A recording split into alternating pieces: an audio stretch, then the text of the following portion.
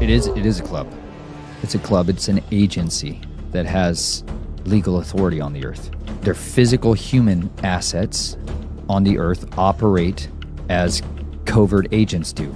So they are trained physically to operate as a spy, because what they're doing is physically illegal in the countries they're doing it in. Sometimes they are collecting children that have been named in rituals that are done with different deities, different gods being invoked, who have names that come onto the priest's lips, who they go and collect them and bring them to the coven.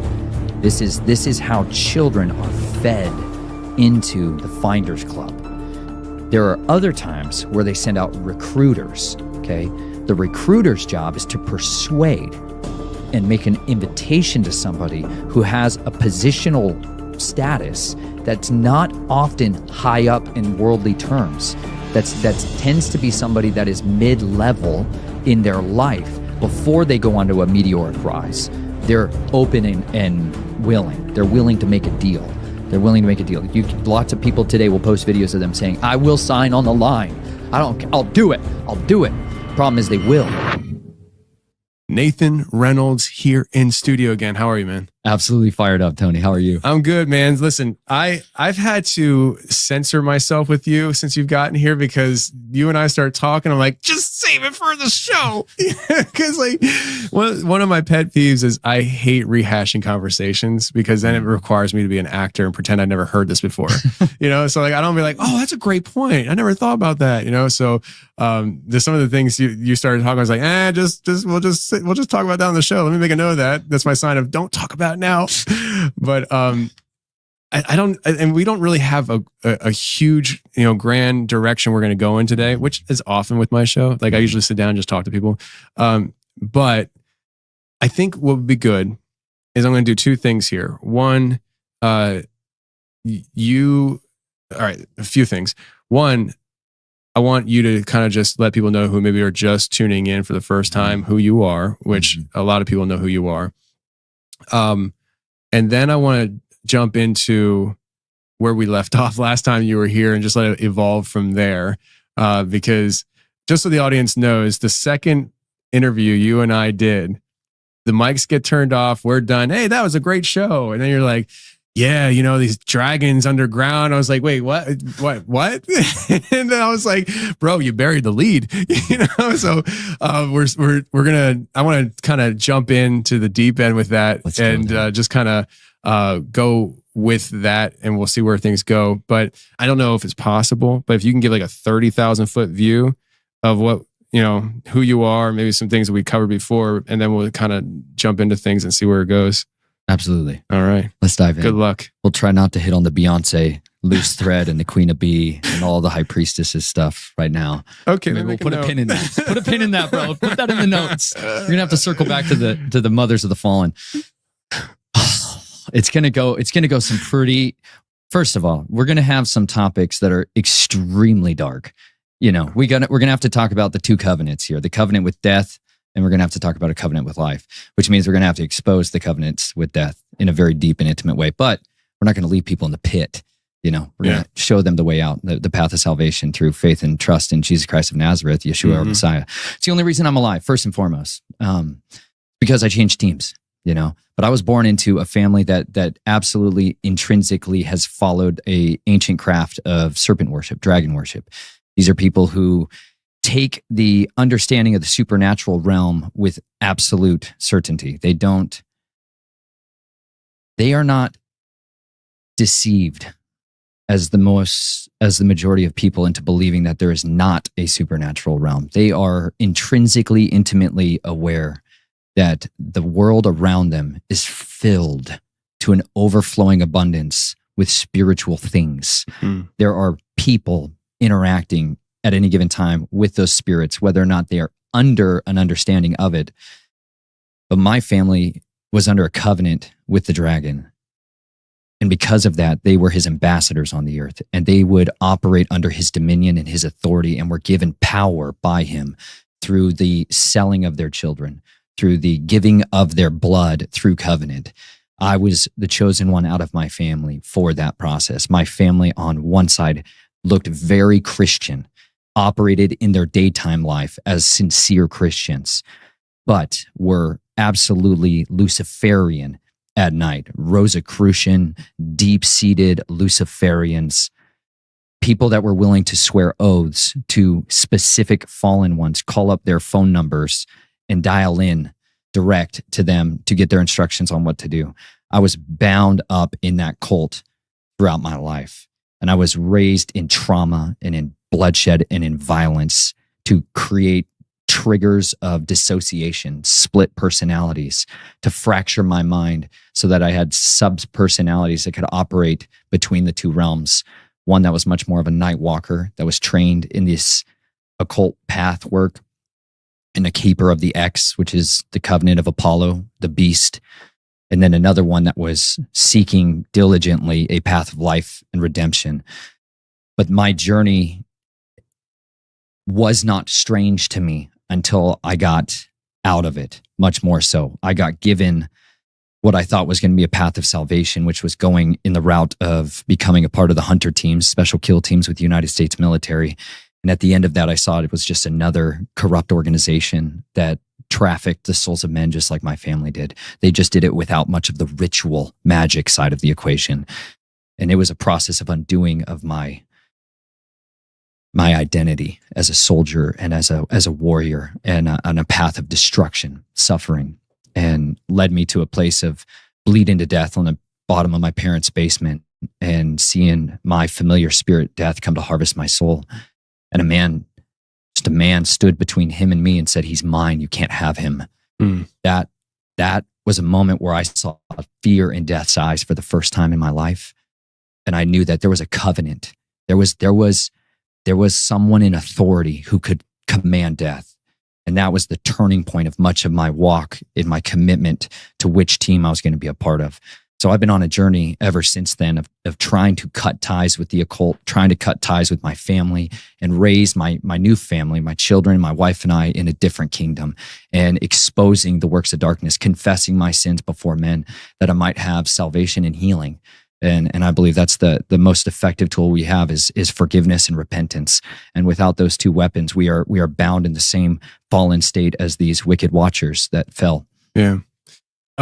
So with the life that you lived, upbringing, your deliverance process, was that something that, you had people guide you through, or was that something you worked through yourself? Because I know there's people who practice deliverance ministries, and there's people who have done deliverance themselves, like on themselves. What'd that look like for you? That's a great question. First and foremost, I sought deliverance out from home. Because from your parents? No, sorry. From my home where I lived with my wife. Gotcha. After when my wife conceived my child, that was a turning point of what are we going to do? Because this is a freak mutation in my family. This is an abreaction. A child that should not be, Your child. A miracle. Yes. Okay. To be real clear, when I was young, the Knights of Columbus in Lake Havasu City, Arizona, deal with human trafficking out of Our Lady of the Lake Catholic Church that's down there. That's where the headquarters of this was. That's because their goddess that they worship, the Lady of the Lake, had children, according to their ideologies and their belief, is a goddess called Echidna. And she had children with Hercules, son of Zeus, which is Satan, the dragon. That started the Scythian line, of which I'm a descendant of. Those were the god kings that ruled much of Eurasia, Europe, and then invaded here into the Americas and set up their own establishment for these serpent cults. She's the goddess mother, the mother of dragons. That temple where they worship her is where we bring back cut off heads, mutilated hands, and make offerings to her. Those priests that were there will castrate boys, not cut their testicles off. They take jeweler's pliers and grab the scrotum and crush their epididymis. That's the umbilical cords kind of things that come out of your testes. Jeez. They did that when I was a boy so that I would be damaged goods and not able to turn pubescent before they could get their money's worth out of me, because they want boys to stay boys as long as possible. Sounds like some Peter Pan crap. It's It's atrocious, but it's a way to mark someone like a eunuch. So I had horrific testicular pain and major issues throughout my life that left me crippled. Some of the worst chronic pain I've ever dealt with in my life. And I had a hope that it would get a lot better when I got married. It got a lot worse. And my wife was a nurse at the time, and she had a better understanding of what was going on. It was initially diagnosed as testicular cancer. They saw all this damage that was in there. Later on, it took a lot of specialists to figure out all this scar tissue and all this trauma that happened on the epididymis. They didn't want to do surgery on it. I finally found a doctor that would, and it helped. It relieved my pain. And it was one of the greatest transformations of my life. I'd be walking along and peeing blood in agony at all different times. I mean, it was crippling. And so that about 6-8 months later, my wife did get pregnant. And that was, for me, a turning point. For my family, though, they looked at it with this predatory, what's in her blood. This is a different, is a mixture. They looked at her as something special then. Yeah, she's the next X-child. She's the next keeper of that. So now they look for daughters as breeders. They're looking to renew the line. That's why there's obsession with incest and inbreeding and polygyny. They want to purify that line. And I knew what the path of a chosen one was going to be for her. And if I gave her to them through the family trust, you sign over weeks out of the year to parental rights. And she goes into the system that I went through. She goes through the trials of Apollo and all this other filth. Wow. And so we went to war against that, So deliverance for me was in that stage of my life filled with a lot of fear, absolutely terrified, because I didn't know how to fight them without weapons like you see here. Right. I didn't know how to fight them with spiritual weapons, but I was learning, and I was studying people like Dr. Michael Lake, Rob Skiba, Steve Quayle, Timothy Alberino, L.A. Marzulli, Russ Dizdar. These were my mentors from afar that were showing me a path of warrior, showing me a path of redemption that did not require me to blow up their houses.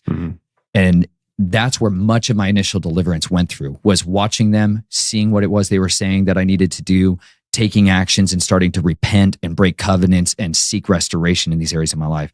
But that was where the first major areas of deliverance were. I did seek out even Russ Dizdar to pray for me. Tom Dunn, who was working with him, who is still kind of carried a lot of his mantle on through the Black channel and their ministry, phenomenal frontline warriors. He's the one who laid hands on me and prayed for me. And that's when that happened, what you see over my shoulder, which is where the pierced hand of Messiah ripped that tree, that black tree of death out of my life, and it sprouted to life in his hand. That was my family's old tree, and he's snatching it from the flames that are going to come. I mean, these immortals, these fallen ones are going to shrivel up. Zephaniah is very clear. The prophecies about the Father is going to bring them, the gods, the immortals. He is going to extinguish them, make them shrivel like raisins. He's going to take away their food source, blood, mankind, from them. They're going to die like men. I know that's their ends. And deliverance for me has been from prayers of others that have laid hands on me, but the vast majority of it came from self-deliverance, from laying out what I needed from the Father and seeking that out and bringing out the other personalities that have been living with this demonic attachments, these false identities, the horrific hells that they were born into. Like part of my personality was fractured and created when they were crushing my epididymis. Parts of my personality were created when I was learning how to cut people's fingers off at the joints because they couldn't carry a ring anymore. Those were fractured pieces that needed healing, and any demonic transmitted diseases that came along with it needed to be cast out. So I am certain nobody needs another man, woman, or child to authorize deliverance to them. They can find that through the great physician. Amen. They can find that through the power of his Holy Spirit, the Ruach HaKodesh working in their life. He commands the heavenly host, not us. So what do you think as far as deliverance goes? I think that there's a lot of people out there that need it, and they don't even realize it. They don't even know it. Chronic illnesses and things that you just look at and you're like, oh, I'm just sick all the time. This is just the bill of health that I've been given. I feel like there's room for deliverance in that as well. Anyways, I didn't want to even go down that road. But I want to backtrack though, something that you did say. the location, I can't remember what you called it and stuff, but where they castrated you and stuff. One, for the audience that maybe they're new here or something, that is 100% part of the splitting and fragmenting is the trauma. They put people through trauma, and that creates these different personalities. And so if you're somebody who feels like there's another part of you that it gets buried a lot, or you're just like I feel like I'm a different person at times, you might want to consider what you've been through in life. Even me, like, I mean, I grew up in a very bad not like nobody can hold a candle to what you grew up in, right? But like lots can, but it doesn't need to. Like, that's the thing. Like, everybody has trauma in their life that, if it goes unchecked, could lead to some kind of fragmenting of your personality. And like the environment that I grew up in was very physically violent. And so like it's just like, there was always this part of me that was just sneak up out of nowhere. It's like a totally different person, but that location where they did that to you, is that still around? Yeah, it's still an active Catholic church today that you can walk into. The place where they baptize infants, I dropped the heads of people that they sent me to kill as a child in there. You dropped the heads of people in that building? You betcha. Wow. That's their sacrifices to the goddess. That's the goddess these people memorialize. So that's where they crucified people in that chapel. This location then is Our Lady of the Lake Catholic literally Church. Like a front then. Oh yeah. So it's a temple to a goddess. Gotcha. This is the same religion. People, this is the old religions. They all are. The goddess is on the Starbucks cup that everybody's drinking from, the cup of demons they all drink out of. That's Echidna. That's the same deity. Yep. These are the same priests. That's the same temple where people make their sacrifices of their money, their time, their worship, their affections, their adorations. Everybody's still caught up in idolatry. They just have been rebranding it to look scientific and materialistic, not recognizing that the forms of idolatry that occupy our churches today, whether it's a steeple, it's called a sun pillar in the scriptures that we put on top of our churches, or it's these crosses of desecration to hold their unholy black masses in. These are still the forms of idolatry that these demons feed off of. These fallen ones need worship. They need the fires of men to kindle in them the ability to keep growing. That iniquity force, that seeing all of the commandments in the scriptures laid out and doing the opposite, sinning, builds their iniquity force. So the more they can get people to transgress, the more they can get them to feed their kingdom power, because they have a battery bank that depletes rapidly when they do their lying signs and wonders, when they get witches who are moving things around in objects and performing white witchcraft and healing through their chi and their prana or their vril. That energy they're channeling is from the fallen, and its battery gets depleted over time and must be recharged. That's really interesting. So, and the recharging comes from iniquity, sinning, transgression, breaking the commandments. Sin is the transgression of the Torah, 1 John. That's really interesting because, like part of the understanding is that, sinning separates you from God, which when you're talking about a cosmic war between good and evil, God, Satan, and there's way more to it than just that. But the idea of wooing people away from God, it's like the ultimate goal is not, in my mind, is not to worship Satan as much as not worship God, not to have that relationship with him. And that process is sinning. That's part of this cosmic war. But what you're saying is also the sinning itself is recharging their battery banks for more transgressions. That's wild. That's how it's fueled. When someone goes to Our Lady of the Lake Catholic Church in Lake Havasu City, there's a sculpture that looks like Mary, right? Which is a different deity masquerading, encoiled with a serpent at her feet. That is Satan dwelling with her and creating these children. So when people go there and pray to Mary, they don't understand what they're doing is praying to this goddess, the Queen of Heaven, as she's referred to in Jeremiah. We're specifically warned, don't participate in these activities with these other deities, whether it's Moloch, who is called Nimrod, that those deities are real. They're not just some kind of ethereal, floaty cloud thing concept. They physically have a form. They exist in actual dominions, reigns, cities. They can be visited. Yeah. They can be visited. You can go and talk to them. And these people who are their priests mediate between the mortals, the men, the muggles here, and they go and communicate with them and get orders from them. They get prophecies from them. They get directions from them. They have contracts for what their job assignments are, and they take it as seriously as anybody else. They have orders from a shot caller, and they have to follow them. And when you break those, there is retribution, but that power comes from our sin.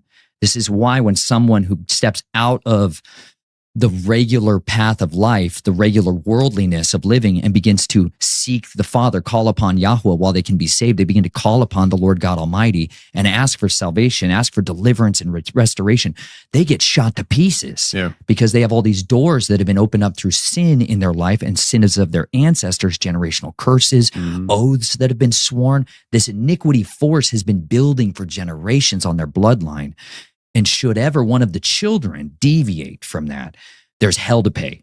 And so that's why if you're a generational curse breaker, you're going to suffer tremendously. And the goal of that is deliverance. The goal of that is repentance. It's purging the evil from your midst. It's rooting out the things that are from the other team. You know, smash the physical idols out of your life. Don't covet the silver and gold, no matter how valuable they are. Root them out with violence. Get that stuff out of you and continue to seek the indwelling of His Spirit and find your new identity and your restoration in His Scripture.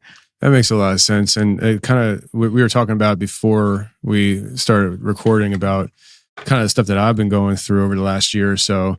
It makes a lot of sense that, you know, like for instance, I've met my biological father once. Wow. Okay. And I have zero plans to meet him again. Wow. My mom never met her father, her biological father, ever. So like, we don't know what we come from. And you're talking about generational curses, doors that have been opened up through ancestry. Like when you start turning, like I've been open, I'm a Christian the entire time I've done this show.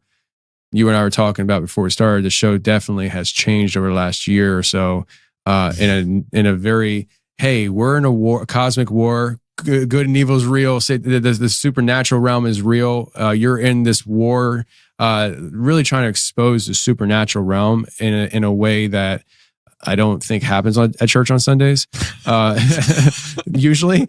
But like, by stepping into that, which wasn't like just a thing that happened accidentally, like I felt extremely compelled to go that direction to the point that it would be disobedient if I wasn't.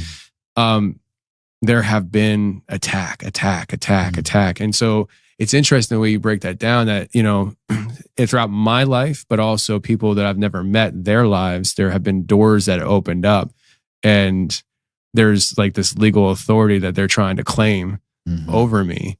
And there's those spiritual attacks that come. I imagine there's probably a lot of people that go through these things a lot. I mean, your life, the way you describe things and explain things based on your life experiences are far more extreme than most people's lived experiences. But the root of the matter is the same.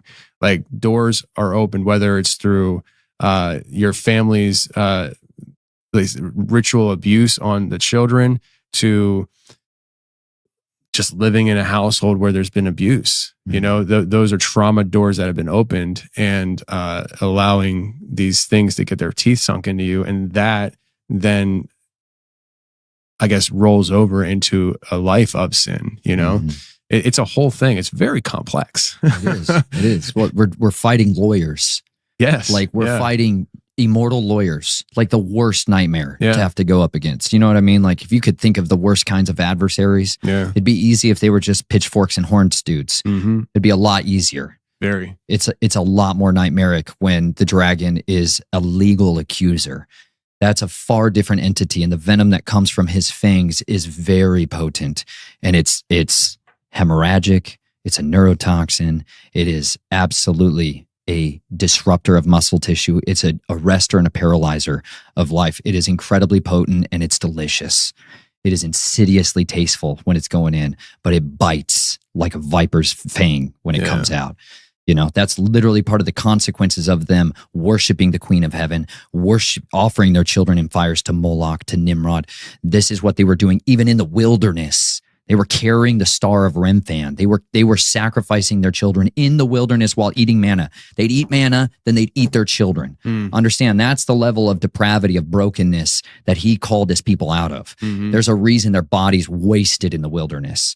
It's a lot more than just they doubted. It's a lot more than that. They carried with them their mighty ones, their gods. They set up and erected their towers for a reason. These entities are so much more powerful than people can comprehend. And the greatest deception the enemy has accomplished thus far in the last 150 years is to convince people that the Bible is not supernatural.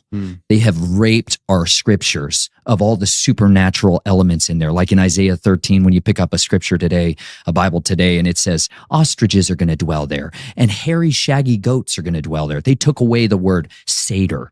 They don't want people to know about Pan and the Baphomet and Azazel. They don't want his identity known. They don't want people to think that there's an actual hierarchical structure to these entities. They have names and characters and temples and priests. They take away the ostrich, and they give us the ostrich instead of the siren. They take away the mermaid-looking creature with serpentine legs coming out of her rear end. That's a kidnap. That's her. And they don't want people to understand that's right. What dwells in these places. That's what's in these waters of these lakes. She would, I could throw my blades in water and she would bring them back to me. Really? That's what she offers. She offers mystically charged magical weapons to warriors. That's the whole Merlin myth. It's not a myth. These are like histories just repackaged to make them palatable in cultures that it's illegal to talk about it. These people operate under this legal groundwork. And when they need to get their stories out and they want to preserve their legends and their truths, they couch them in mysteries. That's the mystery religion. That's not how the Father operates. Yeshua literally said, I've done everything open in the open. You do what you do in secret. That's a different kingdom. And I was a guardian of the secrets for these families. So I witnessed their oaths, their vows, their ceremonies. I was there brought in to watch them marry children to monsters, to people that looked like men and creatures that were not mankind. I had to bear witness to these atrocities. I had to see people I loved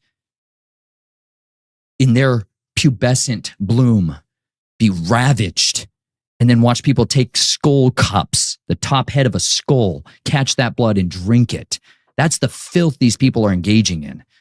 It's not just some kind of abominations. The scriptures are explicit about this stuff for a reason.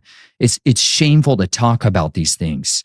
However, this is the reality of what people's lives are wed to. So when your mom who gives birth to you was conceiving you during that, you got some demonic stuff coming, son. Yeah. There's a reason some people are just, their lives are train wrecks all the time because they're dealing with that at their origin. They don't know they're a moonchild. They have no idea that they were conjured during a Babylonian ritual. But that stuff carries on, and then they have children who have children. And if you look at the branches of that tree behind me, it doesn't take long until you have a lot of ancestors. And that iniquity feeds like an IV line, like the circulatory system, back to the devil, the dragon himself. All of it ultimately goes through his kingdom, his city in the sky. That's his reign. So this is why I love talking with you, man. I do. I missed this. I was dry. I was dry. I needed my cup filled up because you say things that I'm like. So coming in today, I was like, all right, well, I have an idea this way. We'll take the conversation. And I'm like, nope, throw it all out. Just let it rock. So you brought up a couple things here that I want to kind of reverse on because especially with the audience that we have, like I know they're interested and curious as to what you just said. So you're talking about mermaids, right? So I have a friend of mine who hopefully soon will be in studio talking about his run-ins with mermaids all over the world. And it's not that he was interacting with them like you were. God has just given him the eyes to see. And it's like he has it on video. I've seen the video. You see this humanoid head peeking out of the water, broad daylight, I think off the coast of California. And I think off the coast of California, I don't remember where it was. Anyways, it goes down. And right when it goes down, this big flipper comes up. Like literally manifestation of your classic idea of like a mermaid. And then there's also the spiritual side of those things. But maybe you could go into what you referenced about throwing a weapon into the water, bringing back supernaturally charged, and what that looks like. Maybe talk about who or what that is doing that. You referenced the siren, but also you hit on the idea of the mixture of monster and what I think you said, the way you said it, perceived to be human, kind of that mixture. Are we talking about basically, Genesis 6 happening today? Is that what you're talking about? The idea of like mingling of seeds? Well, let's break that up into two parts. Please, because if I get lost in the weeds on the mermaid stuff, circle me back. I'll try, but try to remember. Strong we got Jack as the backup. Jack will have to. Jack's got backup. Thanks, Jack. There's a strong We're about to dive down into some filthy, crazy stuff. Okay. So children that come from, this is why bloodlines in these families are guarded. They actually matter. Most of us are raised in a culture where it's irrelevant who your dad is beyond what's on your last name when you fill out forms. That's Western American culture. The families guard their covenant of their seed line because they have a ranking structure within a actual hierarchy. They physically sit on a big family tree on a branch that's their rights. They're patriarchal or matriarchal. Some are children of motherhoods and others are children of fatherhoods. And they have different ways of operating and following. There's mothers of darkness, which comes down through a very different sectarian line that's often associated with Azazel and Baphomet and this kind of stuff. And then or dragon worship. Then there's patriarchal ones where they're just following down the father's lineage. So the mothers of the fallen, the mothers of darkness and dragons, they look after their children and custodians. This is what's called a familiar spirit, family spirit. But there is a physical right that a child who comes from the actual bloodline of these nobility has to interact with them that outsiders do not have. This is why certain people can enter a secret society and be advanced in rank and elevated at an extremely rapid pace because they physically have proofing in their bloodline that they've gone through heraldic proofing to verify they have claim to this specific individual. Without that, you're not going to be granted access to these higher rituals. These rituals require you to be able to produce blood that has that seed in it. My contention is that seed, more often than not, is a marker in the spiritual realm that unlocks the doors to these spirits to have access to your life. So when people go in and they invite these spirits in, they swear these oaths, like one of the rituals that they'll use for this, the worshipful master, he wears it looks like the eye of Horus, and he's got a blue eye in the center of it. And they basically, the initiate or the one who's trying to come into it, he sees a sheet of paper held up and he can't read it. They tell him to read it. He can't read it. And it's blank. But basically he asks him a way of seeing, basically I'm blind, I can't see, and he has him place the initiate, his hand on that symbol on the eye. This is the eye of Ra, right? Mm-hmm. This is the dragon. This is Azazel. He places his eye on there. And then he says, now basically, I give you your sight. That's the fire that they're all obsessed with, these Luciferians. It's the ability to see in the darkness where the masses cannot see behind the veil. Then they turn him around and he sees paper with all this writing on it from these spells, these incantations. And now he's been given the gift of sight. That ritual is a blinding to that man, because now he has bound himself in iniquity to Satan. He has now pledged his fidelity to the dragon. And the vision that he's been given is only going to come through the scales of the dragon, physical things that go onto people's eyes. and augment their vision so they can see into the spiritual realm, and they can see into the ultraviolet. They can see into a frame of light that our human eyes are not given for a reason. The Father banned us from that in the garden because he loves us. Right. And he does not want us to dabble with demons. It's not for us. He has heavenly hosts that are more than capable of dealing with these things. We don't need to be shooting ourselves off into astral planes to make war. It's a very specific design that he made us for. Dang right. Yeah. We got a great priesthood job to do here, and it's more than enough work to do on this earth. He's got his guys to do that labor for us. But when that opening of the eye happens, that person now has in their bloodline, in their union, a door that's propped open to the kingdom of darkness. And if his son tries to break out of it and take the path of redemption and deliverance, all of that comes after him. Well, there's similar initiations that take place with those that have a heraldry to the mothers. They are protected in battle by her. This is what goes to a lot of the ideas surrounding God's coming down and helping men when they're fighting. Echidna has this ability to go through bodies of water. She can teleport herself into bodies of water all over the world at any given time. It's like a kind of a false omnipresence. But if you are caught up in a situation and you need a weapon, if you've made an offering to her, which is what it is, it's a sacrifice to her of one of your weapons of war, she will give it back to you at a time of your distress or the time that you call upon her. However, the pregnant pause on the end of that is you must return it with blood. So when you send it back to her, it's got to be bathed in the blood of your enemies. And this is literally, once I go back to, they need that to live.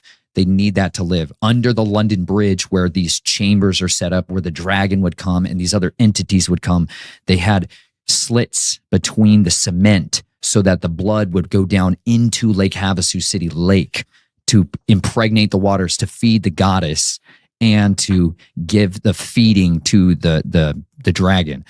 That's the defiling act of what's happening, and why it's so powerful when people begin to pray and ask the Father to forgive the sins that have been committed in this place, to break the power of iniquity, to forgive the sins of our ancestors all the way back to Adam.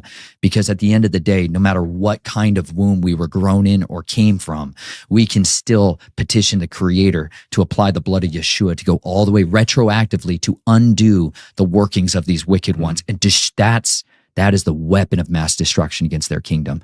That's how you rip the tree up by its roots. So you feel free to keep going in any direction you want. I just want to clarify, because you just said something that I recently have been seeing people, I don't know where I've seen it. Maybe it's been brought to me that we get emails about it or something, but we got to stop for a second and just clarify to people so they understand that the things that we're talking about can be undone through the blood of Jesus Christ. So I don't remember what episode it was, but recently I had done an episode with somebody and something was said that made people feel like, wait, are you telling me there's no hope for me? And it's like, no, I would never say that. And I operate on the assumption that you understand that. So I just want to put it out there for people. Some of the things that you're saying and stuff, like if they feel like they're following the same line, like there is absolutely redemption available. And you've been either brought up or even just in a spiritual sense brought up, manipulated to believe that's not possible. Many times you hear people say, you talk to somebody and you're like, hey man, this is my life. So you're like, hey man, can I talk about Jesus? and they're like, well, Jesus can't save me. I've done a lot of bad things. And it's like, that's a lie. Whether you've learned that from parents or grandparents to the demonic entities that have their teeth in your shoulder, that's a lie. And so there's redemption for everybody. And I just wanted to say that because it made me think recently we had that. And I was like, I'd never want to paint a picture for somebody to think that they couldn't be redeemed, So anyways, I don't know if I just hijacked That's it so there, good. but The best thing you can hijack for is the gospel to every creature. Yeah. Mark 16, he said, go therefore into all the nations and preach the gospel of the kingdom to every creature. Yeah. Some of us don't believe. We are humans. Some of us are radically convinced we are irredeemable. That's what I think it was. I think it was the idea of RH negative bloodline being a Nephilim there's type. all that stuff in there. Yeah. But what about clones? Yeah. What do you do with clones? And what do you do with people that were genetically engineered? What do you do with transhuman? What do you do with the people that are hybrids? Like, these are people I talk to. I talk to guys who are actively consuming blood to live. You know, I'm trying to because they're active vampires. They're real vampires. Yeah. Like, they're not human. Yeah. They're not. They have Were humanity. they human at one time? They have humanity, right? But they also are carrying a completely different set of genetics that's not from man. This is there are the sons of the fallen still exist here, and some of them just have bastard sons that don't know who they are. Many of them. This is why 23andMe and Ancestry.com gets billions of dollars from Mormons and from secret societies to finance the collection force of looking for their sons. They're looking for their children. They're terrain mapping the environment before they harvest us. That's what they're looking for. There is a path of deliverance and redemption for anything that desires forgiveness, that desires to be in a covenant with the Creator, Yahuwah. They can have that relationship back with Him, no matter what you've done, no matter what you've been through, no matter what's happened to you. There is a path of salvation, because the blood of the Lamb, the words of our testimony, are the most powerful weapons that we have been given as soon as we are set free from the fear of death and holding on to our lives. I had to be willing to let go of what I was promised. I went through hell over and over and over and over and over again. I watched my family and children who were completely innocent be desecrated. And I watched the people that did it grow in power and praise and get presidential nominations. It breaks you when you witness things like that. It makes you enraged, and I wanted to burn them down. I wanted violence for the rest of my life. And you know what? There's someone who will come along and offer you violence. There's someone who will come along, and he came along to me when I was sitting in a sandbox in my parents' house in Flagstaff, Arizona, Patterson Boulevard.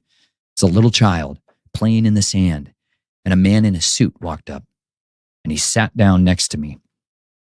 And he had a presence on him that was nothing like anything I've ever experienced in this life. It was a man of complete authority, total confidence, absolute sovereignty. Most people don't interact with kings. They've lost a sense of understanding of what authority and respect looks like embodied. But he had a dominion about him, and I knew he had the kingdom of the earth under his feet. This was the devil sitting next to me, and he looked like an ordinary man, but when he spoke, it was power, it was beauty, it was elegance, and he offered me power. He offered to complete me.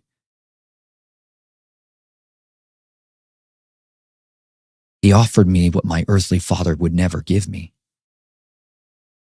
which was freedom. When a slave is too far gone, they give up.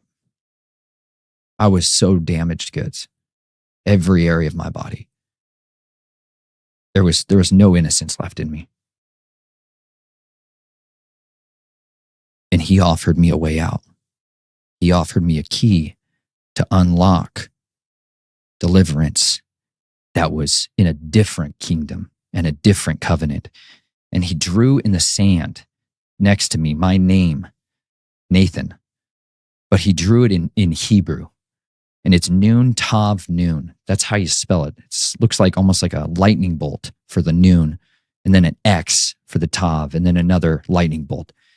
And he said, I'm going to complete the work in you. And he drew a circle over the X, which was the dragons eating its tail. And he said, you will be my ambassador on this earth. And I wanted that freedom. And I believed he had the power to give me that. And that was my first interaction with the dragon. That was my first understanding of his character and his identity, because the promise that he gave me there was exactly what I needed, was what I wanted. But what I wanted was more than what anything on this earth could give me. I had only known being sold. I had only known what my price was. I sold myself for too short a price because I was so devalued. But later on in my life, the Father showed me what that was. He showed me what that other covenant was. And he began to show me and dismantle that work so that his work was left unfinished in my life. No matter what kind of deals people have made with demons, with lawyers, physical kinds, they can be broken. They can be broken. And that devil wasn't done with me. He had another time with me where he came in a very different form. Okay, so we are definitely not going anywhere else but this. All right. And I want to hear the next form, but this is exactly what I was talking to you about before we started recording. The Jack, am I right? Am I hearing this right? Yeah. So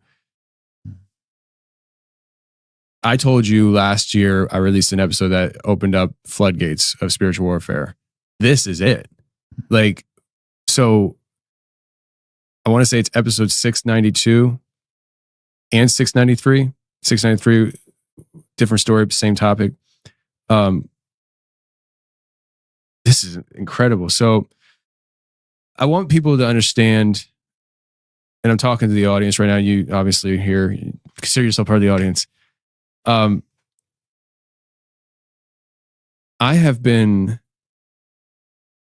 not good with organization. Okay. But I did just hire a manager, so he's going to help me. But I'm terrible with keeping track of things.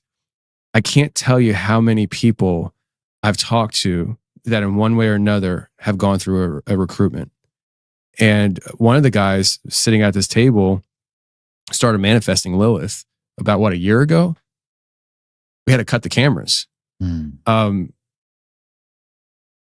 But 692, the listeners probably know this. If you don't, listen to it. It's about this guy who was a child like you, who found himself walking through a cave system. We haven't even touched the underground yet with you. Found himself walking through a cave system, and it opens up into, if this is my recollection, and sometimes I get the stories crossed because I hear very similar things, but it opened up into a large room, and there's a man standing there dressed in a suit who is recruiting him to work for him. I have a friend, JR, in Indiana, who was, as an adult, having sex with his girlfriend. All of a sudden, he's gone, walking through a cave system. He gets to his big open room, and he actually hears a voice saying, "You're now entering the throne room." Man dressed in a suit, recruiting him to work for him. He rejected. He said no. He found himself back in his bedroom, and as far as I know, hasn't been recruited since. The kid accepted, and it started this entire life of supernatural warfare. I believe he was operated on by what was labeled by him as angels and Nephilim. I believe Nephilim, fallen angels, more than likely fallen angels, but he was operated on to give special abilities.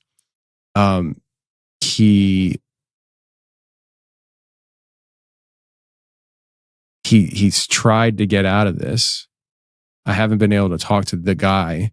It was his friend that was relaying the story. But he has tried to get out of this, and trying to get out of it is what spawned the guy I was talking to, his part of the story, because this entity came for him.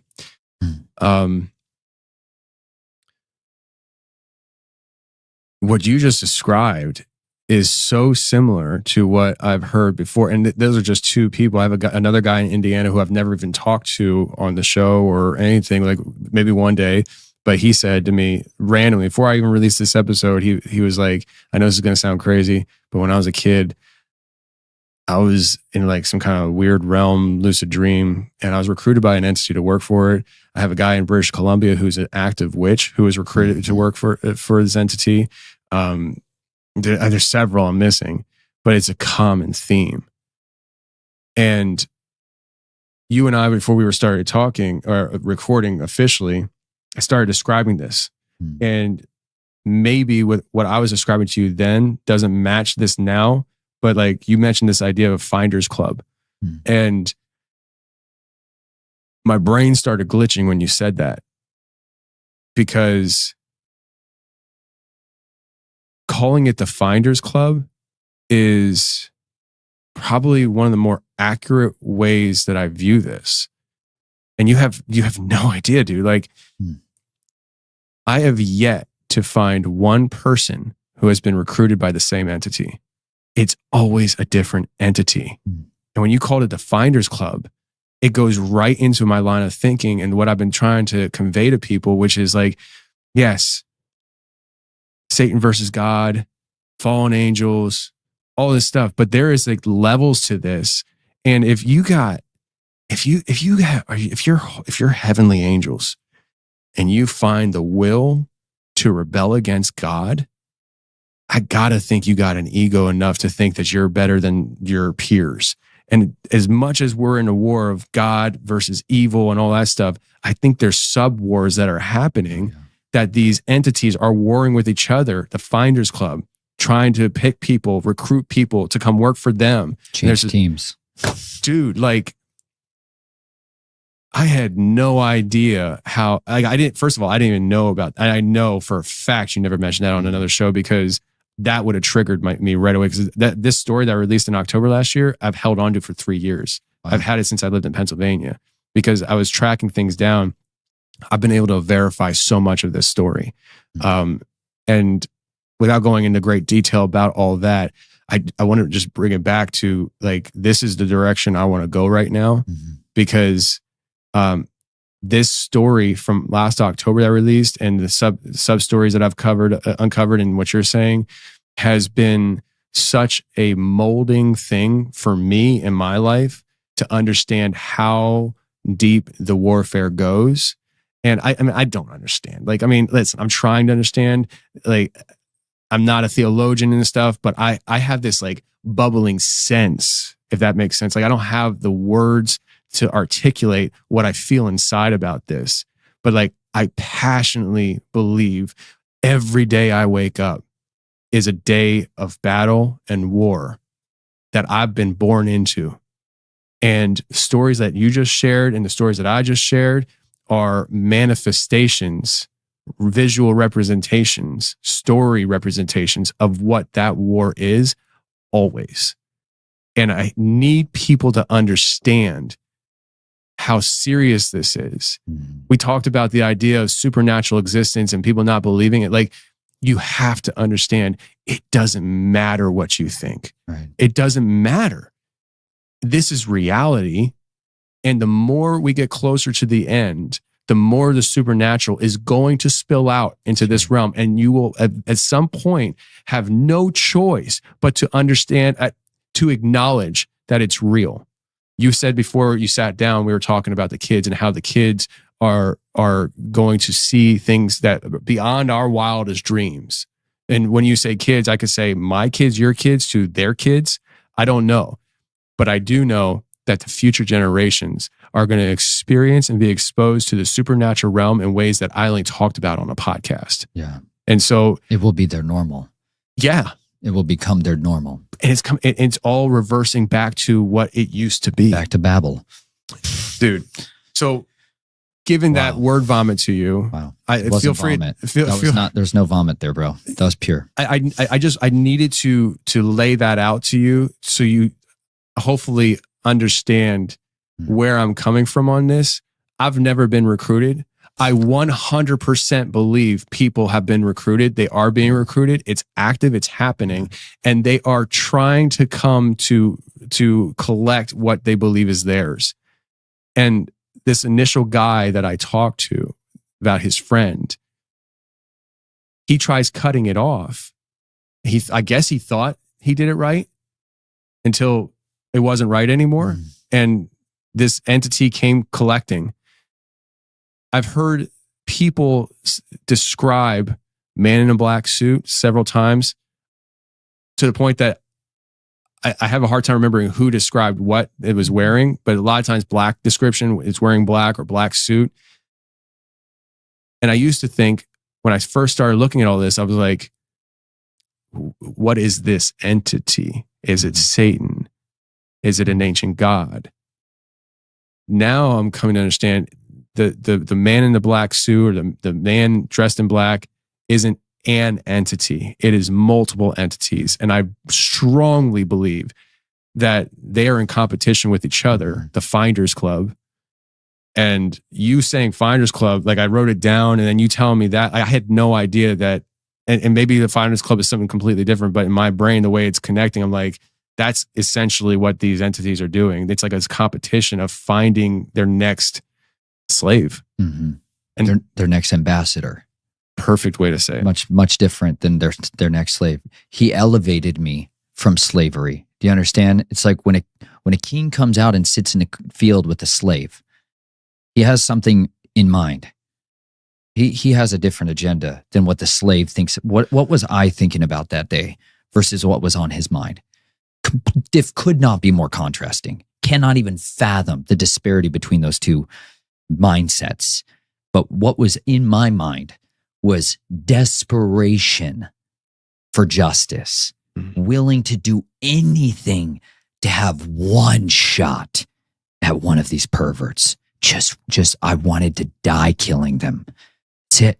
That's all I wanted. I wanted to die. That addiction to death was because the first covenant I entered into was with death. It was with death. Different entity, critical information, Anubis, Anut, Hermes, different entity. The final enemy that is thrown into the lake of fire is death. He will be consumed. That's not happened yet, y'all. That entity was my first covenant. Well, that entity was created in the garden. It said, for in the wisdom of Solomon, the envy of the devil, death was conceived. That conception point for death came through the birthing womb of envy, lust, covetousness. So when I saw the devil, I had lust, like lust. When I saw him the second time, I was consumed with lust. Like I was looking at the most beautiful thing that I'd ever seen, regarding it with just a desire to be it, to put it on myself. I was caught up between these two worlds because one side of me was a harbinger of death, but I was being invited to be elevated to a bigger kingdom, to the dragon's kingdom. And this creates animosity. This creates tension because my familiar spirit, not death himself. I've never witnessed what I believe was the actual entity death. I believe I only ever interacted with one of his messengers, one of his servants, a spiritual being who had physical powers, but not death. He sent his princes. The devil didn't. He came to me, and this was an act of love to me. It's communicated to me love. Like I mattered enough that someone who actually regarded me would sit down and talk to me rather than just confuse me more. But when the next time I saw him was in the London Bridge, and inside the chambers that are beneath it, the foundations of it, they would set up throne room, literal throne room with a black throne. And that had gold, like almost like a obsidian color black granite, but then it had this fine gold inlay, just beautiful. And it was like light almost emanated from it. It was just beautiful. This was under London Bridge? Mm-hmm. Okay. And there's an old world tunnel system to this gathering point that the United States military tapped into back in the 30s and 40s during World War II when they built what's called Site 6 in Lake Havasu City, Arizona. It wasn't a city at all. It was just a desert, a place near death. That is the cardinal point, a meeting place where the gods, these immortals, physically would meet and have parley.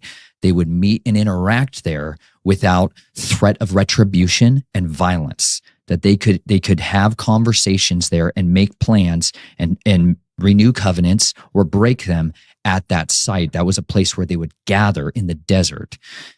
When Site 6 was built, they built in underground infrastructure to supply and resupply United States Army Air Base because the Air Force wasn't there yet. It was a rest and recuperation zone, a secret place where soldiers and pilots could come and rest and recuperate. Site 6. Site 6. Lake Havasu. Lake Havasu became from Site 6. Like Site 6 is what it was named. It was a dot on a map, classified map. That's all it was. Robert P. McCulloch is who bought Site 6 from the military and from the state of Arizona. He bought the territory there. There was no lake. They built eventually what's called the Parker Dam.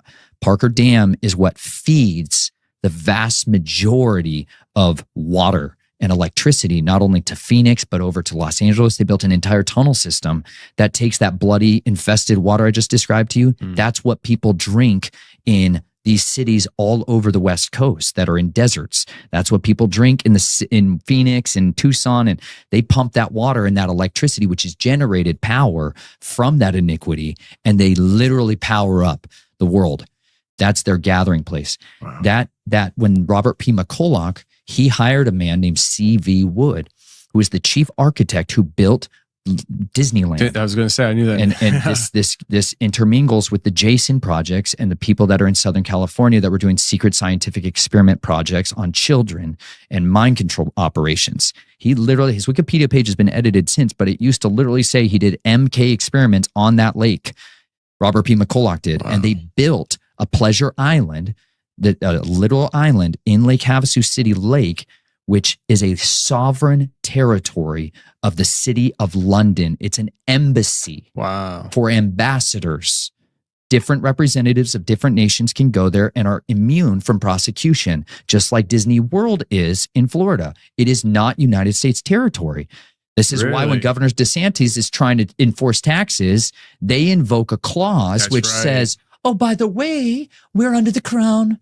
Yes. Yeah, which crown? The red dragon. If you look at this, the heraldic symbol of the city of London, it is guarded by the red dragon. That is the financial empire of the world, and they own territories for their ambassadors all over the world. This is one of them. That little place. And just we're talking Site 6, Lake Havasu, Arizona. And when you say ambassador, you're talking about. Are we talking about like human ambassadors? Or are we talking about humankind and the spiritual kind? This is a place for that. They have to meet. Do you understand? Yeah. You got to talk. So these are portal locations. It's not phone calls that they come and meet. Like it wasn't always phone calls. Remember, they led mankind to build the technology so they could call us. Before this, people interfaced like this. Yes, you had to meet with your ambassador. That's why he calls us in the scriptures ambassadors. He's trying to communicate to us something that we're divorced from, because most people aren't raised by spies working for the State Department and children of the CIA. But when you do, you raise them up understanding we are all here. The only reason we live here in this country, in this territory, in this region is to serve the will of the ambassador, to serve the sovereign that we represent. That's how they operate. It's the same MO. That's why intelligence organizations are all patterned and fractured off of the kingdom of darkness's hierarchy, because it's one filled with subterfuge. But in that, when they brought the London Bridge over from the city of London, from Thames River, 80 bodies were discovered under this. You can watch this in the Travel Channel documentary where they go inside the bridge on a Ghost Hunters episode, and you can see these chambers. You can see them talking to spirits that are inside there. You can see these places for yourself. The historian on the channel says that 80 bodies were found, including 5 children, because they'd practiced inurement. They were burying people alive in the foundation stones to charge the iniquity in the very rocks of the building. How do they define that whole thing then? They'd call it immurement Really? It's a technical term. This is like a legal word, bro. Dictionary stuff. This is like real stuff. It's just we are desensitized to it and told this is fairy tales. London Bridge is falling down as a song about something else, but it's about that. If you don't sacrifice your children into the stones, the city's government is going to collapse. This is where the rulers held court. This is where they hung prisoners. This is where they tortured and mutilated people. This is where the cannons of Napoleon's army that were used for bloodshed were melted down and cast into the lights on the bridge. They're still there to this day. All that got shipped there to be a charged portal for these meetings. C.V. Wood designed a mind-controlled town that mimicked the city of London. Buckingham Palace's gates are over there, literal ones. The chariots of the gods, the kings, is literally sitting in the hotel lobby. You walk in there, you're going to find their gods everywhere. It's a freak show. But the boardwalk that's all there has tunnel systems going up in there that were used for child pornography, that were used for human processing of meat, physical meat and cannibalism products. That entire shops and facility site there, they called it a travel agency. That's how people could book reservations with children. That's still active today. I went there with Tom Dunn, man. We had young men, children prostituting themselves to us. Still there to this day. Really? It's still there. It's not going anywhere. These people, my grandfather, the Zarnowskis, are still raping and ruining the lives of children. Every freaking day I'm out here doing this is to try to shine a brilliant light to try to protect the innocents who are still getting victimized. I'm not doing this for me, man. I want to watch those children be set free. I want them to be vindicated. And I want the villains to burn or repent. Amen. You got a little bit of time left, you know? Yeah. But that dragon who sits over those thrones really meets people there. And that's why he was so venerated there. This is wild. This is fascinating. So so London Bridge, Lake Havasu, obviously other locations, right? These are meeting locations where we could say the middle ground, right? So it's like designated ground where we come in our physical, they manifest from their place to have these meeting locations. I'm assuming you had this recruitment and were exposed to these locations after the recruitment. Yeah. Well, I'd been exposed to some of them before then, but then my family followed the dragon wherever he went around the country. Okay. I was his ambassador. That was my job. I could talk to him. I could hear and discern the tongue of the Nahash after a ritual that happened in that bridge when I drank his venom. So you could hear him. I could understand him, not hear him. People can hear him. Anybody can hear him. There's a difference between when they speak in their tongue, their dialect. It's literally, it's confusion to us, like normal ears. But I went through very specific rituals with the Ophit. These are like the serpent priests, very freaking perverse dudes, creeps. Like I've been around freaks. These guys were different things of binding themselves with, like they were literally bound with snakeskin, like to where it was impregnated into their flesh. Like it had become part of their anatomy. It's freak stuff. I don't know what the heck they are. Just a lot of confusing things that were happening with that. But they, in order to open my ears to hear the tongue of the Nahash, they did a ritual where they took me, they pioneered in Phoenix. Okay. Phoenix is literally another name for Apollo. That's his capital. He's literally going to reign there. The beast, when he rises from the bottomless pit, he's going to physically reign in Phoenix, Arizona. People can think what they want with this. The devil is physically going to reign from Denver, Colorado. He's the timekeeper. From Denver or Phoenix? The devil, separate entity, will reign from Denver, Colorado, or Boulder, depending on which of the two he sets his nest.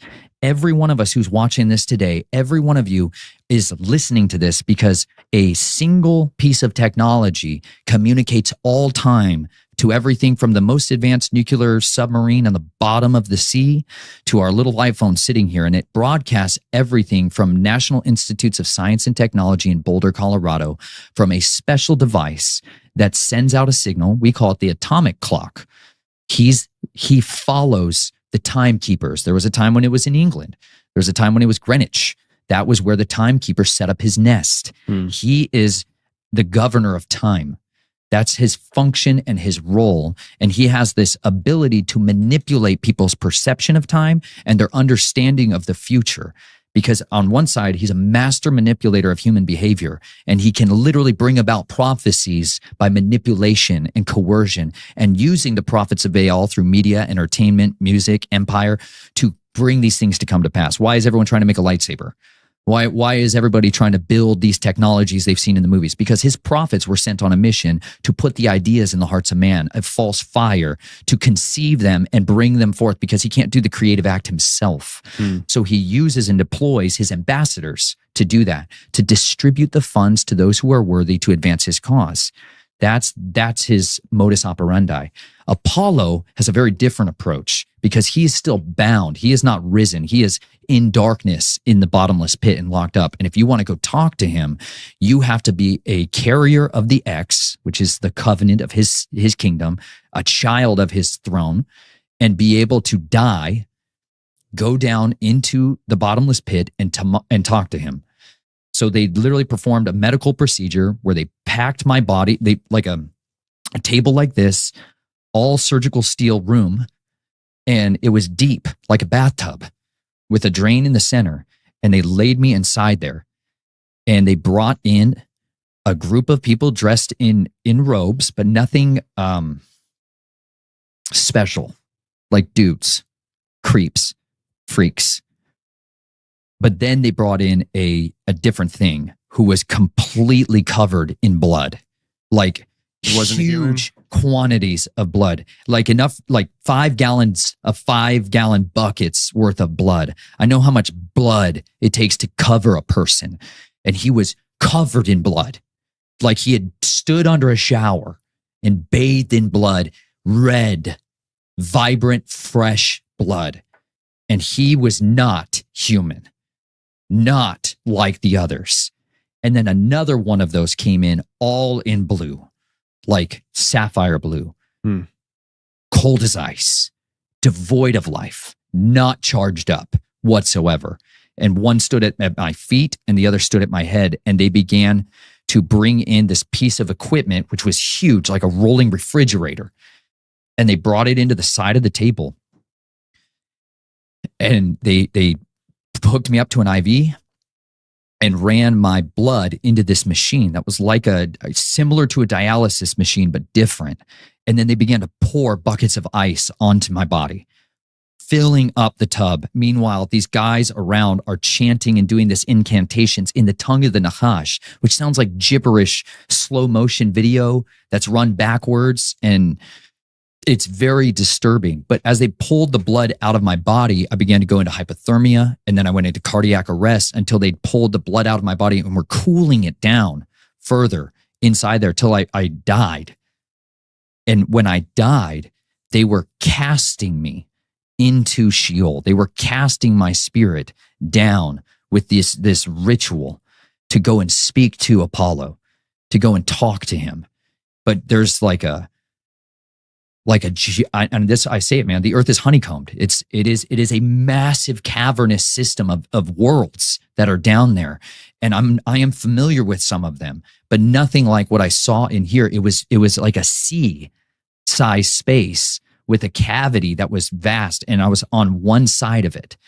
And there was no way to get across this lake. It was like a pure lake of confusion. You're dead right now? Oh, yeah. Okay. Oh, yeah. Biologically dead, spiritually alive. Biologically heart stopped. Whatever else freak is occupying or doing whatever with my body up there. This is a real medical procedure. They actually do this stuff. They pioneered it in Phoenix with these cults.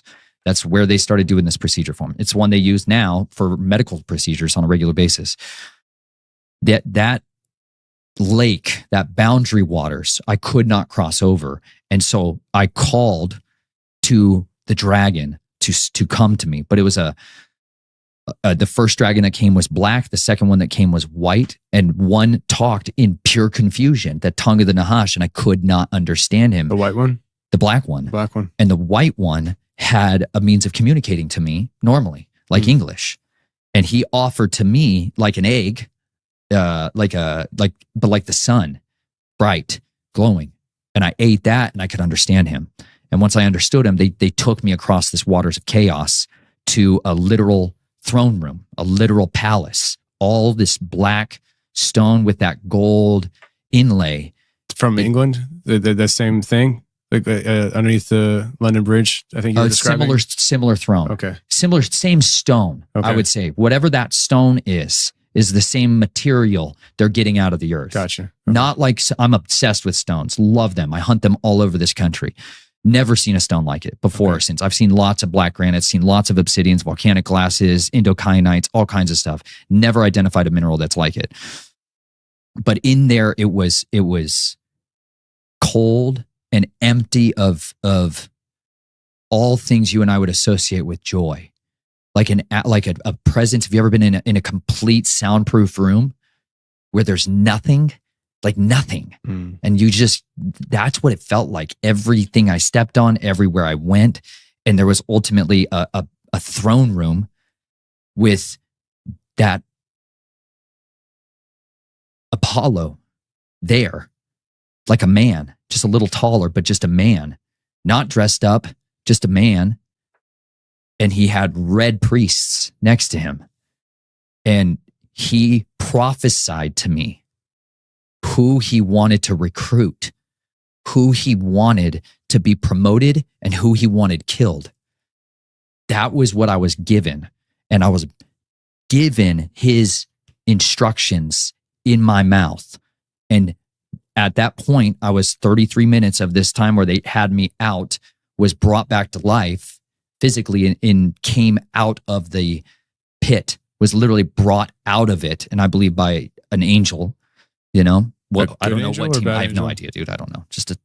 I don't know. Something, a man lifted me out of it. I don't know who he was. I don't know his identity, but a man lifted me from that pit. That when I came out of it, I was speaking the tongue of Nahash, and they were writing down the interpretation of the tongues, the names, and the places that were given for the people that were to be recruited and the people that were to be killed and the people to be promoted. That's what I went through that ritual to do. That opened my ears to hearing the Nahash. And I've had to deal with them sending people or spirits through technology speaking the tongue of Nahash since. And it's not a language we want. Tongue of the Nahash through technology. Yeah. We're going to go there at some point for sure. Heck yeah, man. Because I have the headphones on the table for a reason, because it gets weird. We had some, exactly. Exactly. Subliminally preparing me for that conversation. Oh, how perfect. Nathan, I love talking to you, man. I feel like there's not a whole lot of people in this world that can carry that actually can verbalize the intensity that I feel inside. And so comes with price. You're talking about, I wrote it down here, recruited, promoted, killed. That's the finders. That's what I was going to say. That's the finders. Okay. Finders, keepers, losers, weepers. That's their club. Wow. So who do they leave to weep? Widows, orphans, fatherless. And then they recruit their children by the very same hands of the person that killed their father. So that kind of perversion. So, all right, if I'm trying to identify a finder, would it be Apollo? Would it be you, or the ones that you gave that interpretation to?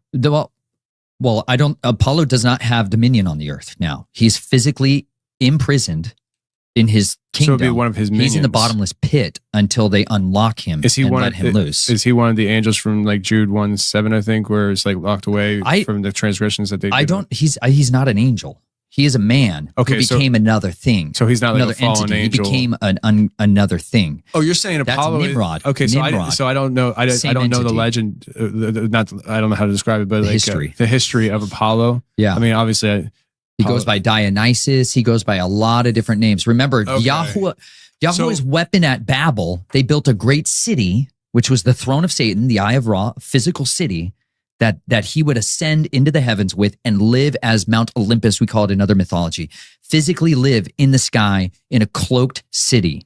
That's his city in the sky that you'll see referenced all over, like the Death Star that's going to come back when the Father casts him down to the earth. Woe to you, inhabitants of the earth, because the God of this age has come down. The dragons come down and he has great wrath. He's only got 42 months.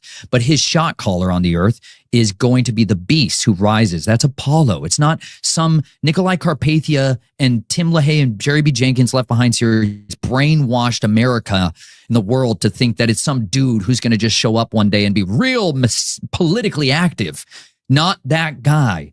It's named in the Bible explicitly for a reason. It's not like questionable thing. Death follows him. That's Anubis. That's the jackal-headed god. That's the false prophet. It's plainly said in the scriptures. They are going to come and physically inhabit actual thrones on the earth. The dragon, the devil, Azazel, is going to give his power, his reign, over to Apollo. They won't go by these names, right? They'll call him like the traveler. They're going to call him celestial hosts, these gods, these aliens that have come, the guys who gave us life. Thank you, Prometheus. Those guys. That'll be much more the narrative that's conducive for their agenda. But these X-Men, like, they are literally children, bloodline inheritance children from Nimrod, the tower. Others come from other gods, other immortals that taught the secrets of heaven.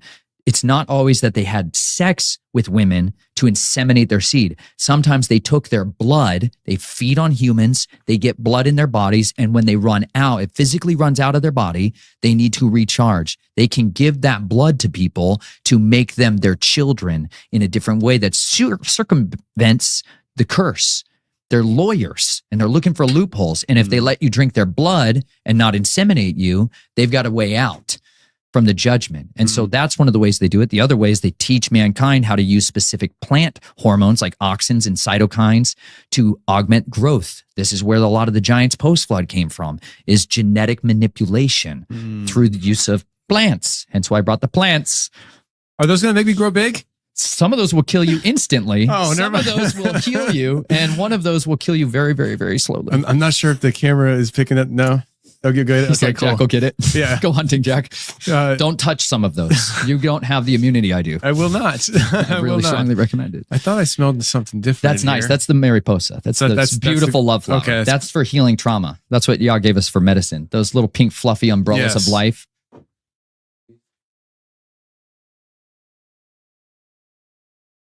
Look at that. It's not going to kill me, right? No, this is life. It won't kill you if you sniff it even. But okay. But this smells delicious, doesn't it? It does. You'll see these everywhere. People think of them as weed trees out here, but this is an amazing plant. That flower boiled in tea helps you process emotional trauma straight up. It's like actually helps you to support anxiety, seasonal affective disorder, all the stuff that causes people despair and loneliness and sorrow. This thing's there to just help you heal with that. It's a gift from our creator. All of these are all of these are medicines, even though, yes, one of them is super toxic. Stay away from that one. It's hemlock. It's amazing. We can talk about poisons, but getting sidetracked. Yeah, Keep going. Go back. And I'm trying to remember how do we get sidetracked on that? I don't even remember. So we're talking about the structure. And so what you're painting an image of, though, is the complexity that I lack the verbiage to articulate about the finders and the end times agenda. Yeah, it's like I just the most simplistic way I find to be able to convey to people, because again, I'm still learning and it's a lot of like inner gut stuff that I have going on. Is that I tell people that the supernatural realm is far more complex than you could possibly imagine. And what you're talking about is that. It's like an espionage film that just lives out day and night. You know, these people have very different kingdoms that they're serving. And that's why they'll try to steal somebody else's star talent. When you wake up in the morning, not you per se, I mean, yeah, you, but anyway, I'm just talking to people in general. Like when you wake up in the morning, people have to understand that it is go time, wartime.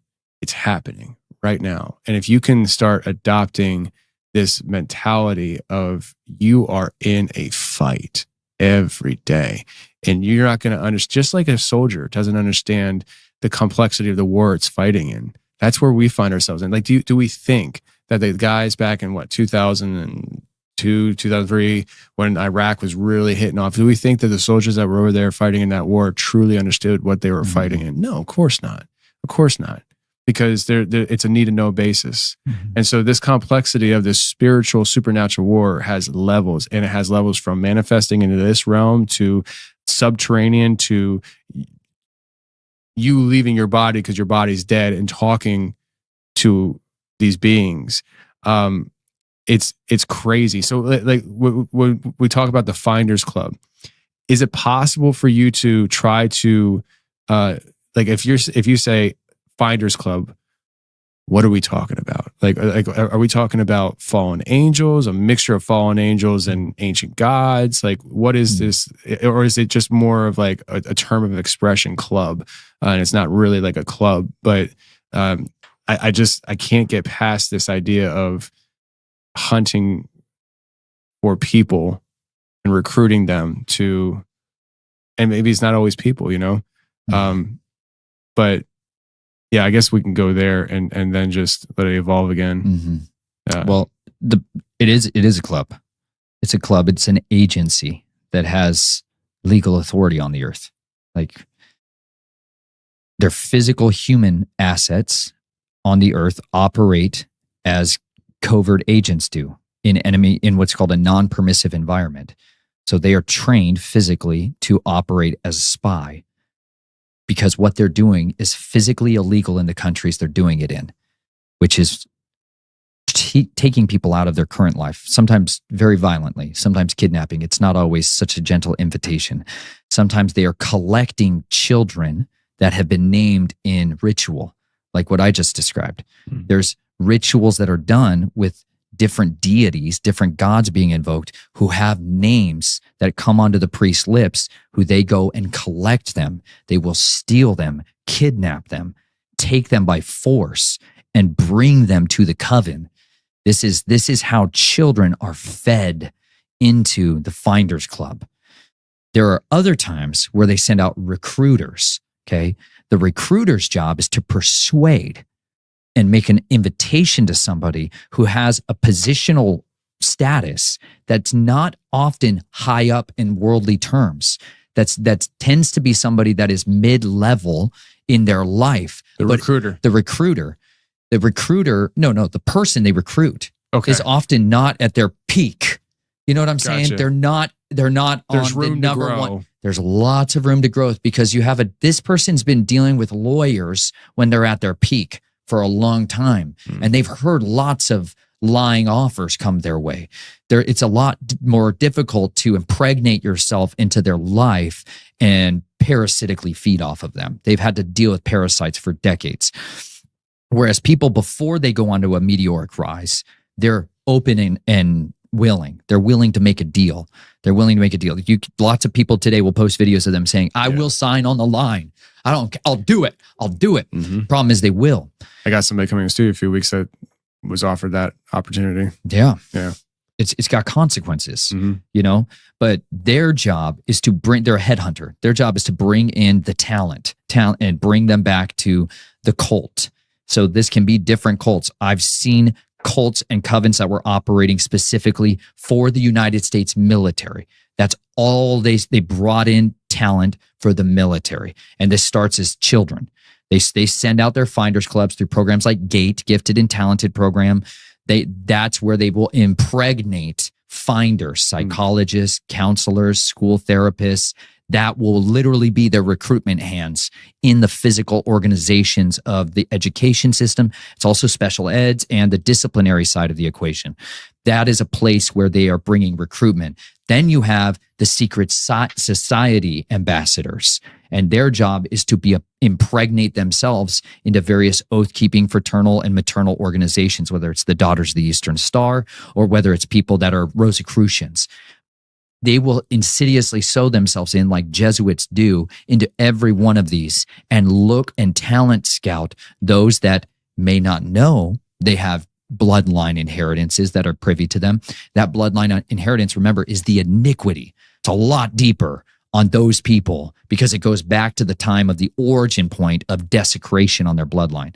That's what they're looking for. It's not because you are a god in their minds. They're looking for you because the battery bank, when we drain you physically sometimes, when they physically pike you and drain you, is way more potent for a product that they can sell.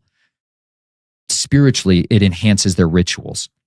That recruitment agency is insidiously sown itself all over the place. This is the president's spiritual advisor. That's her positioning.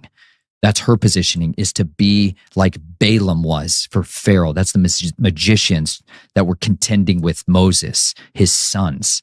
That's finders for the fallen ones.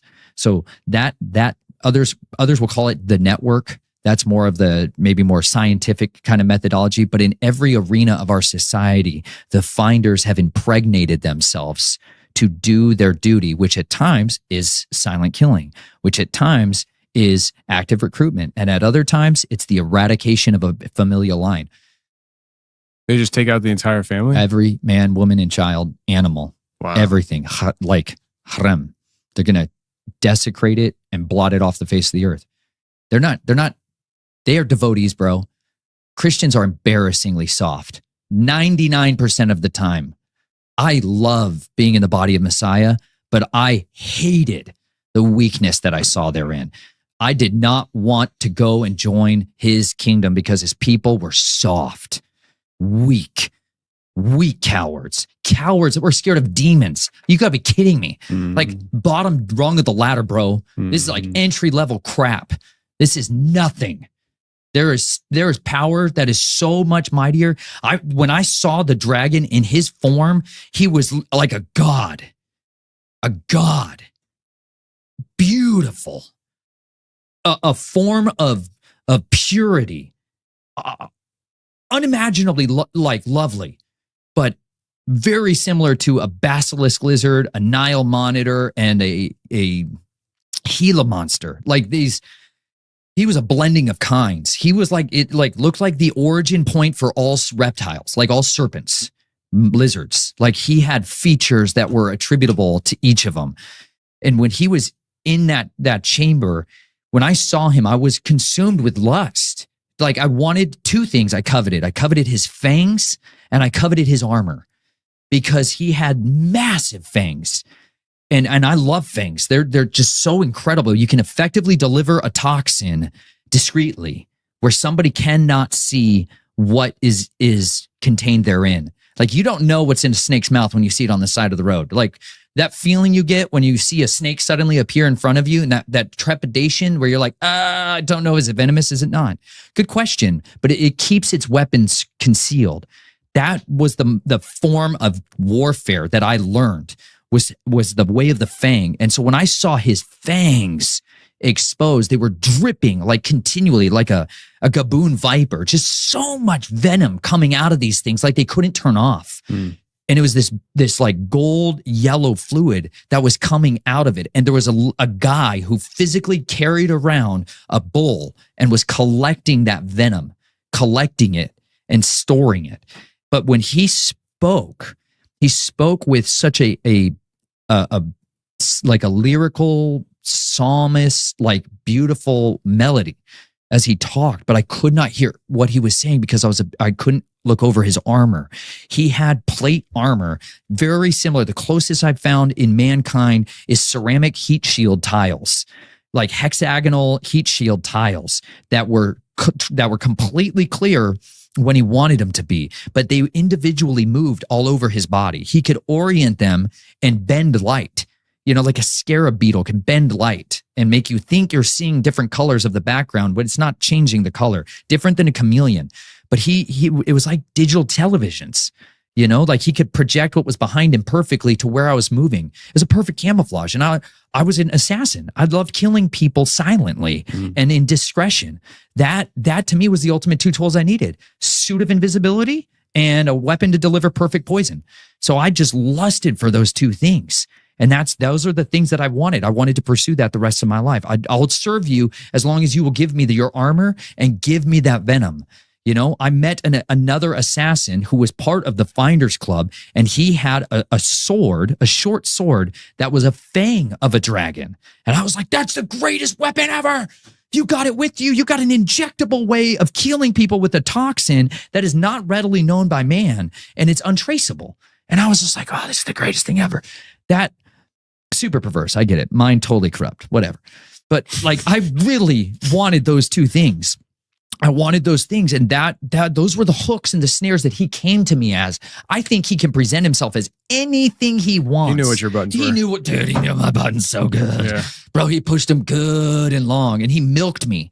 You know what I'm saying? Like, he milked me until my 20s. Like, that sucks. That's embarrassing all the way into my marriage.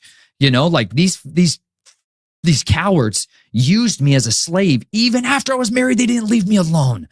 Like, this would have been a very different war if they had not come into my bed and brought this filth back to my house. Big mistake. You know, I got a lot more on the line now than I did then. At that time, I would have just killed all the people on my list and moved on, and we could have settled debts that way. But now I'm going to do it a totally different way. I'm going to fight the way that he tells me to fight from his scriptures, because the word of Yahuwah is living and active, sharper than any two-edged sword, piercing through, dividing the soul and the spirit, the bone and the marrow, the joints. It is the discerner of the thoughts and the intentions of the hearts of man. Every creature is laid bare, naked before it. I serve him because he gave me clear instructions. Yahweh Elohim Sevaoth, the Lord God Almighty. He said, do this and live. You do this and you die. He said, if you try to preserve your life on this earth, you're going to lose it. But if you give up everything, you give up the inheritance, you give up your mother, your father, your family, your lands for my name's sake. Yeshua's like, Luke 18, I'll give it back to you in this life and in the age to come more than you could even imagine.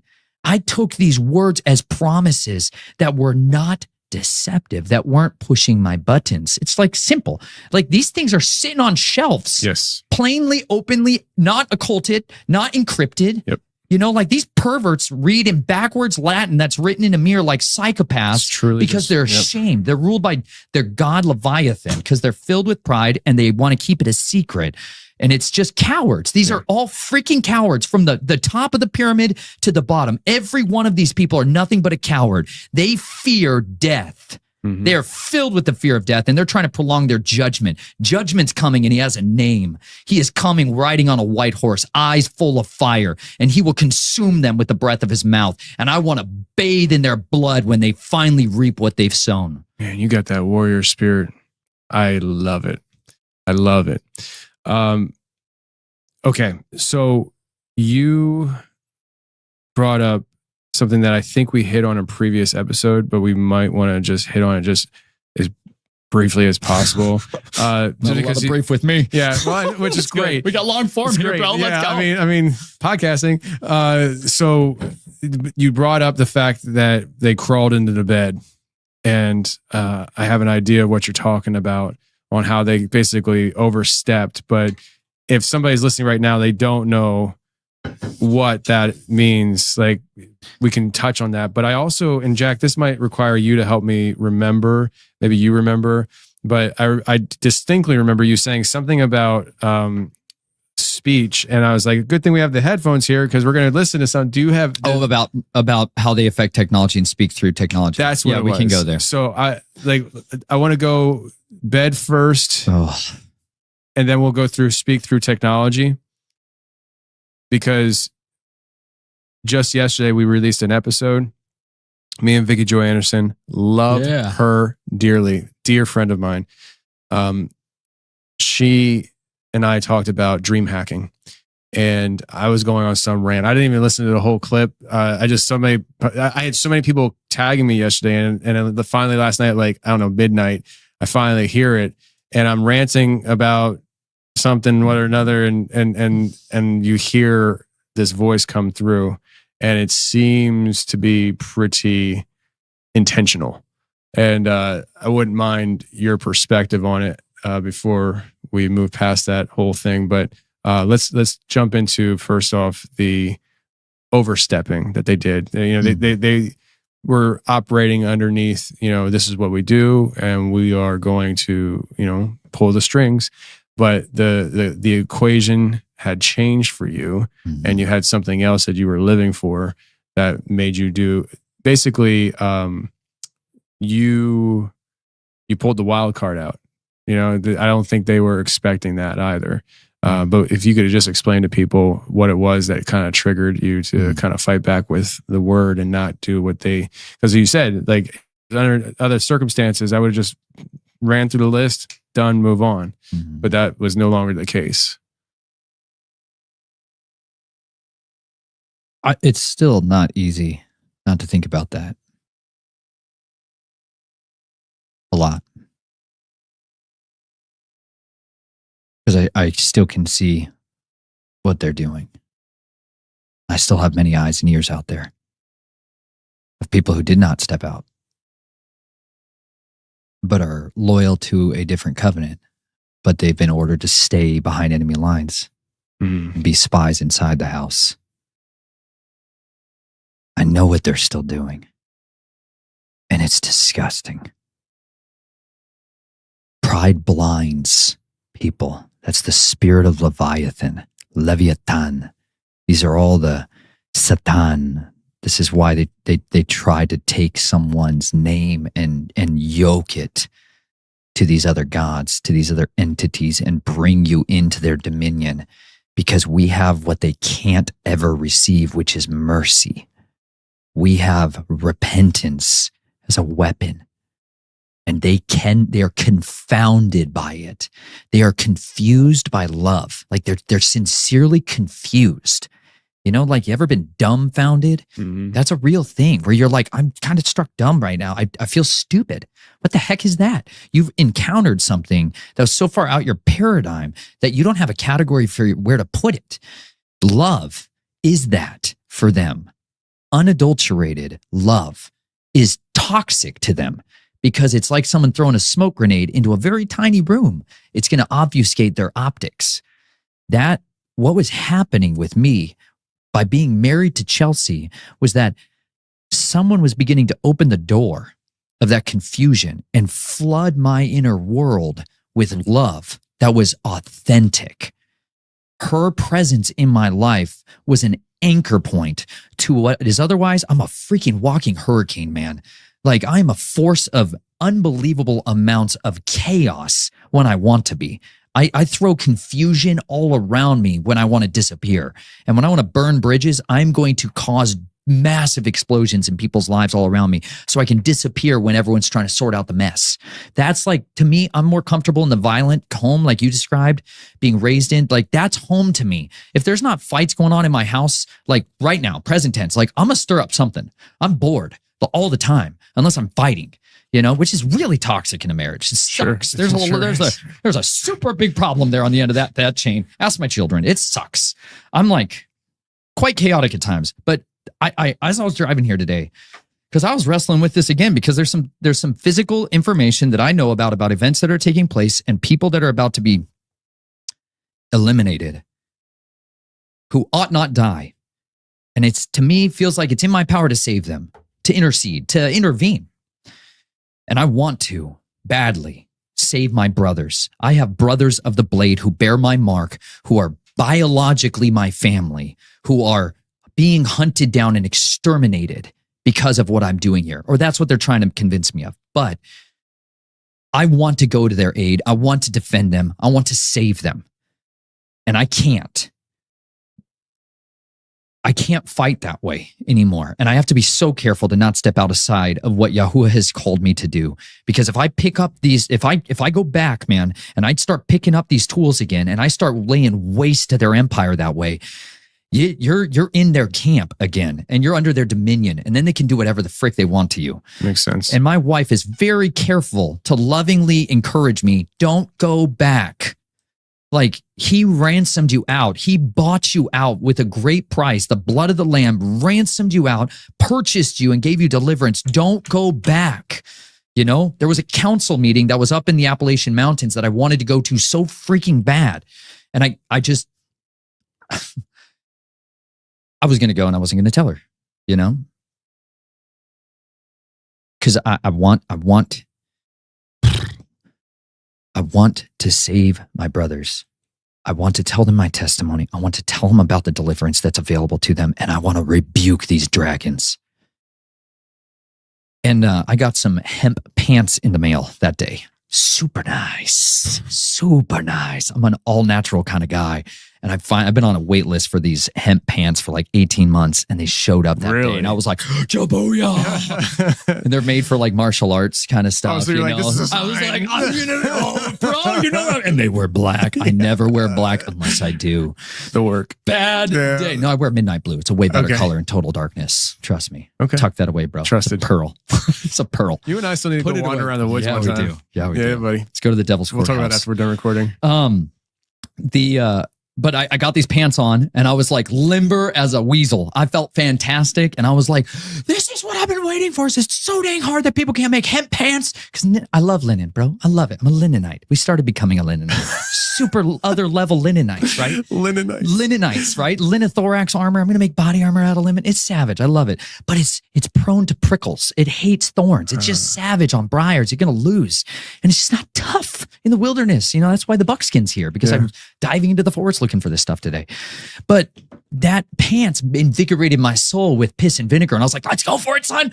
So I was trying to show my children that I could sidekick savagely with these pants on, right? In the living room, because, you know, I still like my wife and I still got it, honey. Yeah. Watch me throw this beautiful kid. Watch me, you know, like a third grader showing off to the girls in class. And so I had this office chair like this, but it's leather. And I was like, I'm going to kick that chair so hard, I'll send it across the room. Be like, prance like a peacock, you know? And so I threw a testing kick at it and was like, that felt so good. And then there was this still calm voice in the back of my head that was like, don't kick the chair. Should have listened. But I kicked that chair, dude, as hard as I possibly could. And there was a frame piece inside the cushion. And I hit the top of my foot and just wrecked the top of my foot. Like thought I broke my foot. And I was all trying to act cool and not like I was an idiot. And I was I could not walk. Oh, part of the plan. And Chelsea's like, oh, that hurt. I just limped to the bathroom. She's like, oh, that hurt so bad. So that was the night. This is June 6th. I'll just tell you guys, that's the anniversaries for the Jasons. 06, 06, 06. That's when Jasons were conceived, many of them. Okay. And that's a night where they have lots of activation and lots of assignments for hunting and killing and espionage, all this stuff, because they're in universities and they're in politics. They're all over the place. You know, they're garbage men too. You know, they're all over. And keep your thought. I just want to clarify for the audience. Anybody listening, I'm talking to you. When you're talking about the Jasons. We covered it on secret scientific group. I think we got to hit on this. Jason Bourne's not fictionary, so like that's a thing. Yeah. It's a real thing. We hit it on one of the previous episodes. We don't even go down there. I just wanted to clarify for people. There's a subset. There's a much bigger subset of the Jasons, which is children of Jasons. They call it the Junior Jason Project, and it's in the hundreds of thousands in schools now where they have infected themselves. Robert Ballard, former naval intelligence, father admirals, military intelligence, and have built out a programming system, a finders club, and to yoke children with handlers, manipulators, send them through behavioral operant conditioning systems, bring out spies who don't know they're spies. And what happened was I started getting introduced into this scientific community of parents. It wasn't like guys in suits and stuff like that. It was like dads at luncheons and barbecues and stuff like that. You just start like meeting. And they are part of what's called the Jason Projects. And the Jason program is a scientific committee that is a advisory group. Basically, they're consultants. That's how they bridge themselves. There are some intellectuals, you would call them, or guys that come out of universities, and they were recruited in during the Cold War, and their goal was to deal with all these nuclear weapons secrets. And what are we going to do with contending in the Cold War? And so they would come to them, the United States Navy, the Army, whoever would come to them and ask them to fix a problem for them. And they would pool these mental resources together, and they would meet a few times a year and discuss all these issues. Super top secret, right? Above top secret. Anyways, they started this program in Southern California, and this is where my family had all these connections through the child trafficking organizations that were down there, and they started getting connected to this scientific group. Well, when you show a certain level of accolades, when you do personality testings, they start really early on in these families. They start trying to figure out exactly what cranks your gears. When you start popping up on certain algorithms, they're going to start to push you into different fields. And so my family chose for me the field of military intelligence and military espionage, counter-espionage. And that's what, to me, I liked it. And I wanted to do that. And so I got introduced to these people that would become my handlers. And that was part of what's called the Junior Jason Project, which is something you can look up online today. That's a project that now tens of millions of children have been through. They may not understand what it's for, but they pair these super elite specialized teachers with children and give them a custom catered education that gives them access to a totally different realm of normal schooling to what children have versus others don't. From that, they have finders inside there to recruit children into the family or into one of these interagencies. Like this is what NASA recruits from, a 9-year-old child. That's a genius. You know, they're like, we want them to be ours. So then they give them a tutor, a mentor, a handler who's going to cultivate them to be in these industries throughout their life. And so this is how a lot of these companies, you'll see all of them, Exxon, Mobil, Apple, Facebook, they all send They're trained agents to find headhunters into this child organization to try to find them. And so this is public knowledge. This isn't like woo-woo scary conspiracy level stuff. This is like the reality of how the world finds good managers level people, and then they want to find CEOs, and then they want to find board of directors. This is how they build them out. They start them in childhood. That's junior Jasons. That's what I was rocked up in. But that's the stuff that's going on in amusement parks, and people are like, oh yeah, take my children to Disneyland. Don't freaking touch that filth, you guys. Different kingdom. Super real, deadly stuff in there. Anyways, that was the anniversary for the Jasons, like my birthday. You know, my children celebrate that as a birthday because for a personality in me, that was my birthday. That's the first time I got to assimilate into life, was on that day. That's awkward to explain to people. Normies don't like that stuff. Anyways, complex human. That night, we saw her parents. They were visiting. It was great, but I couldn't freaking walk hardly well. And I was like, dadgummit, because in the back of my head, I'm like, I got to go meet with them. I got to go to the council. I got to go. I want my blades back. I want to go hunt. Let's just being honest, dude. It sounds terrible to say out loud. Whatever. Welcome to the table. Oh, freak. But there's gonna be some consequences for some of these conversations. You know, there's stuff that happens after this ends that's just it sucks. But I went home that night, and Chelsea was like, "Why don't you just talk to me?" You know, because I was obviously a lot more of me was around than normal. You know, I was a lot more chatty, and that we used to have this thing in marriage, BC days. You remember that, before children days?